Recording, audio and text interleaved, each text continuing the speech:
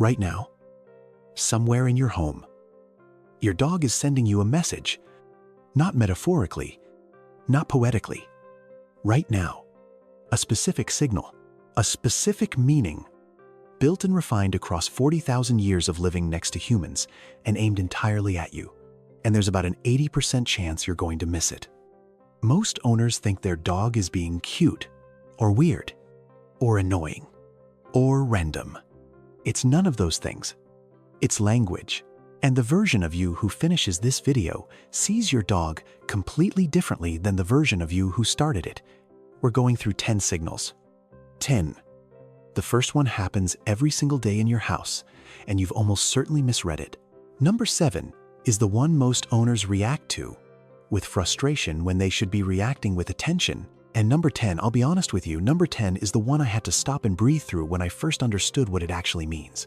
Stay until the end. That one matters. Welcome to K9 Mind. Let's get into it. Quick scene before. Number 1, it's Wednesday morning. You're tying your shoes.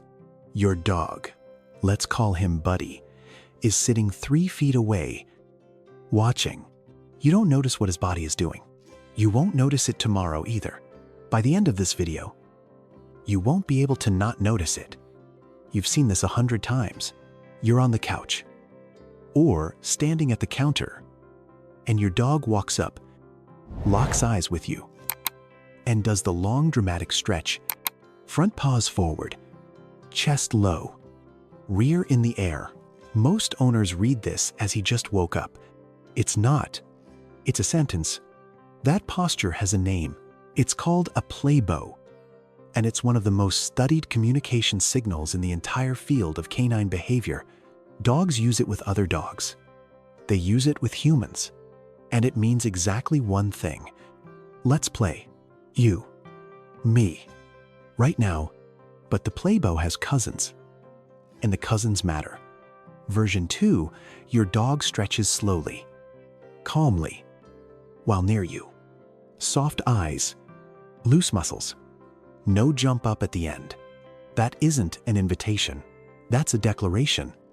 Dogs only let their guard down completely when they feel safe, and a slow, full body stretch in your presence is your dog telling you, this place, with you, is where my nervous system finally lets go.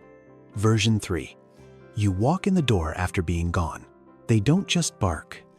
They stretch their entire body open, like they're trying to take up more space in the air around you. Ethologists call it a full-body greeting display. I call it the dog version of throwing your arms wide. They can't say, I'm so happy you're back. So they use every muscle they have to show you. The stretch is never just a stretch. You feel it before you see it. That quiet pressure of being watched. You turn around, and there's your dog, not barking, not whining, not moving, just looking at you. It can feel intense, almost uncomfortable. It shouldn't, because of what's happening in both your brains. While it's happening, a landmark study published in the journal Science found that when a dog and their human hold soft eye contact, both nervous systems release a measurable spike of oxytocin, the same bonding hormone that floods between mothers and newborns. Read that part again. Mothers and newborns. That's the chemistry happening when your dog stares at you across the room. And dogs are the only non-human animals on Earth known to trigger this loop with humans. No wolves, no primates, no cats, just dogs. They evolved this with us. For us. That stare is not creepy. That stare is your dog falling in love with you in real time. There's a second kind of stare, and the energy is completely different. It's sharper, pointed, locked. This one happens at dinner, or when you pick up the leash, or when you're holding something that smells interesting. Animal behaviorists call it referential looking. The dog flicks their gaze between you and the object they want, again and again, drawing a line in the air between the two. It's intentional, it's specific, and it's stunningly close to what we'd call pointing. The soft stare says, I love you. The sharp stare says, I want that. and I know you can give it to me. Both are conversations.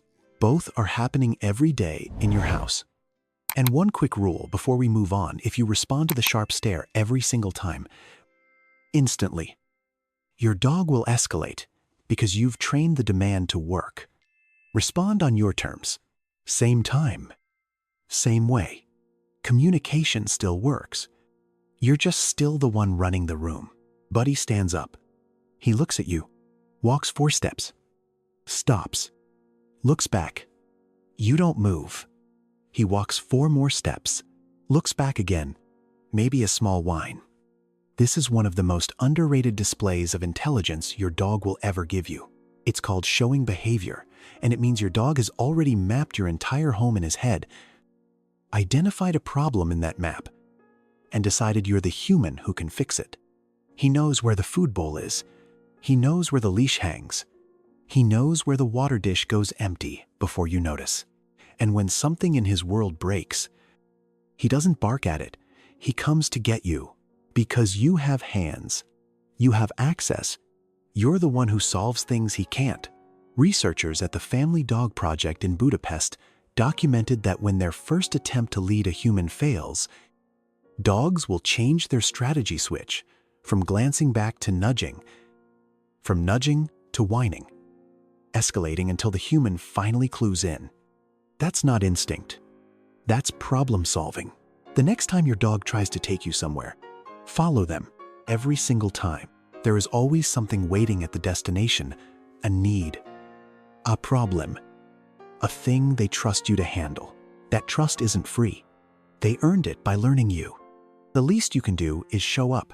Your dog walks over, drops something at your feet, looks at you. The most common interpretation they want to play is correct. But it's the surface layer. There are 3 layers, and they all matter.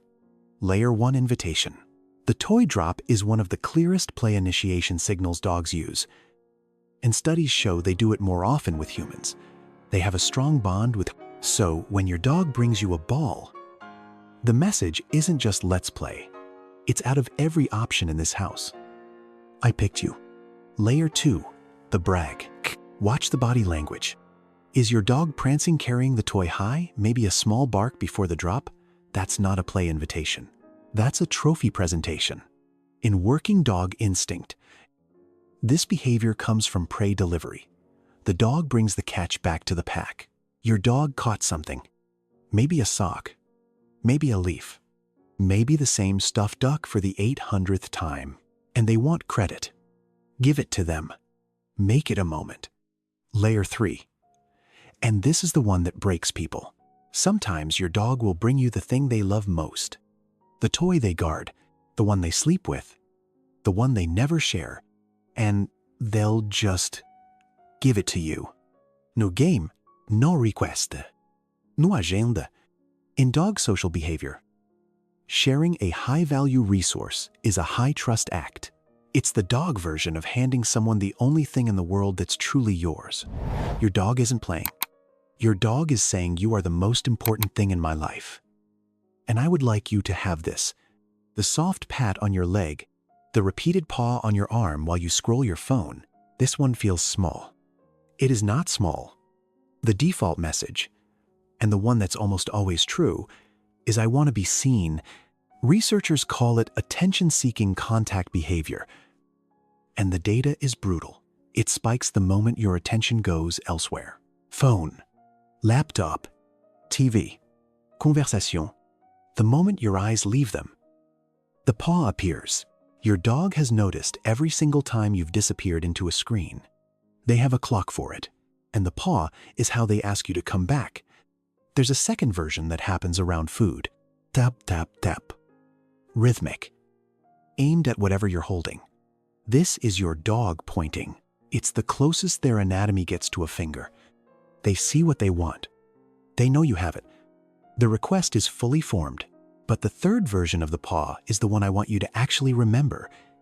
Sometimes after a thunderstorm, or a loud noise, or a stranger in the house, or a fight you and your partner thought your dog didn't notice, they'll come over, and they'll put their paw on you.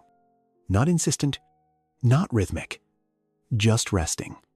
That's not a request. That's regulation.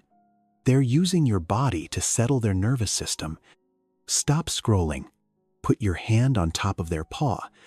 Don't move for 30 seconds. That's the entire response. That's the whole conversation. We're halfway, 5 behaviors in, 5 to go. If you're still here, you already love your dog more than most owners ever will. The next 5 are the ones that change how you live with them. You're talking to someone, friend, partner, family. You're laughing, leaning in, locked into the conversation. And then without a sound, your dog appears in the gap, sits down, looks up at both of you. The reflex is to call this jealousy. It's not. Exactly. Dogs don't experience jealousy the way humans do. But a 2014 study in PLOS One, one of the first to formally test this, found that dogs are significantly more likely to push between their owner and another figure when the owner is directing positive attention elsewhere. It's not a tantrum. It's a bonding bid. When your full attention goes to someone else, your dog feels the social geometry shift, and they resolve the discomfort the way they resolve most things, by physically reorganizing the room. The fix is small and instant. A hand on the head, a glance down, a quiet hey. You, that's all they wanted. Proof that the bond didn't move. There's a second version of this, and it's worth knowing. If voices in the room rise, if a conversation gets tense, some dogs will move into the space between the people, not to be included, to intervene. They can feel the temperature of a room shift before you can daction of a room shift, and their instinct is to put themselves in the middle and try to soften it. Your dog can't follow what's being said, but they know something is wrong, and they're trying in the only way they have sojings, to help. If the paw is a polite knock, the nose is the doorbell rung 3 times. It's more physical, more direct, harder to ignore. And there is a reason. A dog's nose holds up to 300 million olfactory receptors. Yours holds about 6 million. Theirs is the most precise, most developed, most important sensory tool they own.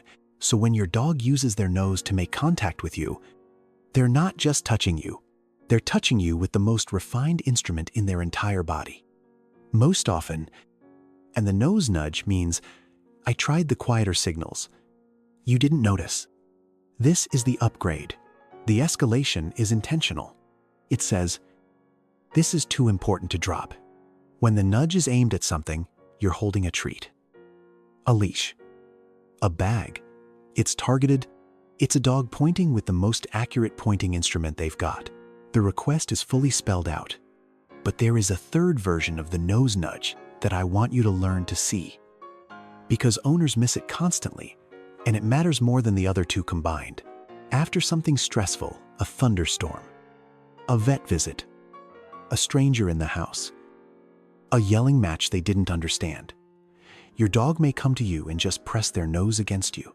Not pushing, not asking, not pointing, just touching. That's not a request. That's your dog using your physical body to confirm that the world is still solid. They're not asking for a treat or a walk or attention. They're asking for evidence that you are real. A quiet hand on their side is the entire answer. Sometimes, the most important conversation has no words on either end. You say their name. Their head tilts. It is, objectively, one of the cutest things any creature on this planet does. Now I'm going to tell you what's actually happening, because it's so much sweeter than cute. A dog's outer ears, the floppy or pointed flaps on the sides of their head, are mobile. They rotate. They aim. They function like satellite dishes for sound. When your dog tilts their head, they are not reacting. They are aiming, repositioning both ears to triangulate the source of what they just heard, fine-tuning their hearing equipment in real time to capture you better. That's only half of what's going on. A dog's snout partially blocks their lower field of vision when they're looking straight at your face by tilting their head and they shift the obstruction and get a cleaner sight line to your eyes and your mouth, the two parts of you they use to read your emotion. A 2021 study from the University of Vienna found that dogs with longer snouts tilt more than flat-faced breeds. Why? Because their sightline gets blocked more. They have more reason to tilt. The behavior tracks the function. Now, stack those two things on top of each other and look at what your dog is actually doing. Your dog tilts their head because they are simultaneously adjusting their ears and their eyes. They are physically reshaping their face to hear you better and see you better at the same time. Of every animal on Earth, and there are millions of species, your dog is the one that bends its body to understand you. That's not instinct. That's effort. That's love that has a posture. You stand up. They stand up. You walk to the kitchen. There they are. You close the bathroom door. 4 paws appear at the gap. It can feel like you don't get a moment of solitude in your own home. Before you get frustrated with it, understand what it actually is. Studies on canine attachment behavior have repeatedly shown that dogs form what researchers call secure base relationships. With their humans' relationships structurally similar to the bond a human infant forms with a parent, the dog is the infant. In this analogy, you are the base. When the base moves, the infant follows, not out of weakness, out of organization. For some dogs, the following is anxious the moment you disappear. A small alarm fires. Where did they go? When are they coming back? Okay. Closeness to you literally lowers their cortisol levels. Your presence is in a measurable, neurochemical sense. Their medication. For other dogs, the following is opportunistic. They've learned that when you stand up, things happen. Leashes, food, doors, walks. They don't want to miss the window. This is a dog paying enormous attention to your behavior because your behavior predicts their entire world. But the deepest reason is the simplest. You are your dog's safe place. Not the house, not the bed, not the yard. You. When you walk to another room, your dog isn't being clingy. Their entire sense of safety just stood up and started moving. Of course they follow. That's not neediness. That's love, organized into locomotion. Here we are, the last one, the simplest gesture in the entire video, and the one that means the most. Your dog licks you. Hand, face, wrist, foot, doesn't matter where. I'm going to tell you what's happening in 3 layers. And the third one is the one I want you to carry with you. Layer 1, biology. Puppies are licked from the moment they are born. By their mother. Constantly. For warmth. For stimulation. For survival. They return the behavior as they grow, licking the mouths of older pack members as a greeting. En affiliation signale. A way of saying, I'm yours. That ancient circuit never turns off. When your dog licks you, that circuit is firing. You are pack. You are family. This is how they say it. Layer 2, chemistry. Physical contact with a bonded human triggers oxytocin release in dogs. Licking is one of the most contact-intensive things they do, which means, neurochemically, your dog's brain registers the act of licking you as something close to joy. You are the person. Their nervous system rewards them for being near. And then there's layer 3. Your dog's tongue contains chemoreceptors sensors that read the chemistry of whatever they touch. When your dog licks you, they are not just being affectionate. They are reading you. Where have you been? What did you eat? Who did you touch? Did you spend time with another animal? Are you stressed? Are you sick? A single lick is a status report. Your dog isn't just kissing you. Your dog is catching up with you. They have been waiting all day to find out where you went. And the lick is how they ask. It is the most underrated act of love any animal performs on this planet. And it is happening in your house. Probably more than once a day. And almost no one understands it for what it is. One last thing. If the licking ever becomes frantic, repetitive, hard to interrupt, unable to stop, that's not love anymore. That's a dog trying to self-soothe through stress. Calm. Occasional licking is affection. Frantic, compulsive licking is a cry for help. Know the difference, and you'll always know which one your dog needs from you in that moment. Take a second right now. Don't skip this. Wherever your dog is, the next room, the foot of your bed, asleep on the couch, or only in your memory, picture them. Picture the way they look at you when you walk in, the way they stretch in a sunbeam they found before you noticed it was there, the way they lean their entire body against your leg without thinking. Because being near you is the default setting of their nervous system. Every one of those things is a sentence. They have been saying these sentences your whole life together. The stretch, the stare, the lead, the toy, the paw, the sit between, the nudge, the tilt, the follow, the lick. 10 sentences, said again and again. In every house with a dog in it. Every single day. And until today. Most of them were going past you. They aren't anymore. The next time your dog does any of the 10 things we talked about today, stop. Look at them. Not past them. Not around them. At them. Let them see that the message landed. Because that single second of recognition, that quiet confirmation that you finally heard what they've been saying for years, that is the entire relationship, compressed into a heartbeat. You can't speak dog, but starting today, you can listen like one.